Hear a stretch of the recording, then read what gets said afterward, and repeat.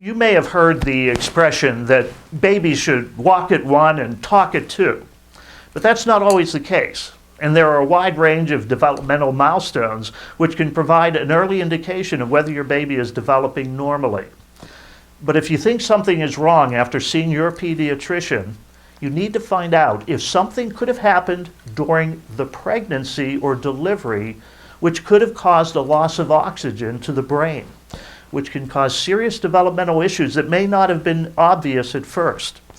Too little oxygen can be a problem, as well as too much oxygen in premature babies, which can even cause blindness. My name is Clifford Burke, and I'm a healthcare consumer just like you. And although I'm not a lawyer, for over 16 years, I've been the executive producer of the 1-800-LAW-CALL program, which has been educating thousands of listeners and their children on how to avoid being injured by a medical mistake and how to get the best help if you think a medical mistake may have injured you or someone you loved.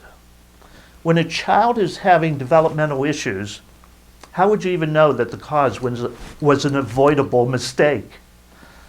Unless you can read a fetal heart monitor and obtain all the necessary medical records, you probably would never find out that the cause of your child's developmental problems could have been avoided. And what happens if critical medical records are accidentally lost? You probably wouldn't even know that what was missing. That's why it's very important to speak to an attorney who not only specializes in medical malpractice, but one who specializes in dealing with children who are not developing properly. The fact is, almost any attorney would love to take a case involving an injured baby or child because the awards can be huge. That's because a baby injured at birth may have medical bills that will continue through the rest of the child's life, and even though the child may have severe brain damage, they could live a normal life expectancy into their 70s or 80s, or well beyond the lifetime of the child's parents, while still needing 24-hour-a-day, 7-day-a-week care. And the lawyer does get a percentage of the award or settlement.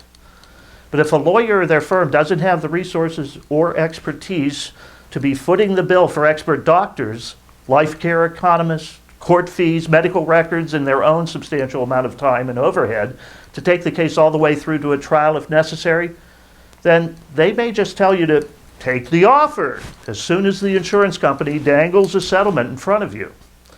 And don't for one moment think that the insurance company's lawyers won't know which lawyer can mount a serious case and which ones are in it just for the money.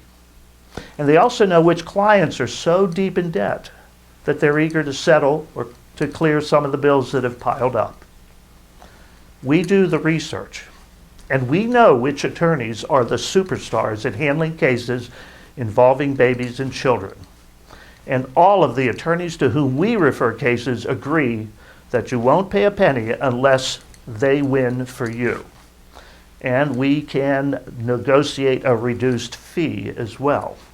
So let us know if we can help you find an exceptional medical malpractice lawyer who can represent you in this very important situation. The call is absolutely free. There's never any obligation to go with an attorney we suggest, even after you talk with them about your case. But it could be very important that you act now, because just like sour milk, your legal rights expire, and no matter how good a case you have or how horrible the damage is, no judge will even hear your case. So if you have a moment now, pick up the phone and give us a call at 1-800-LAW-CALL, which numerically is 1-800-529-2255, 1-800-529-2255. We wish you and your child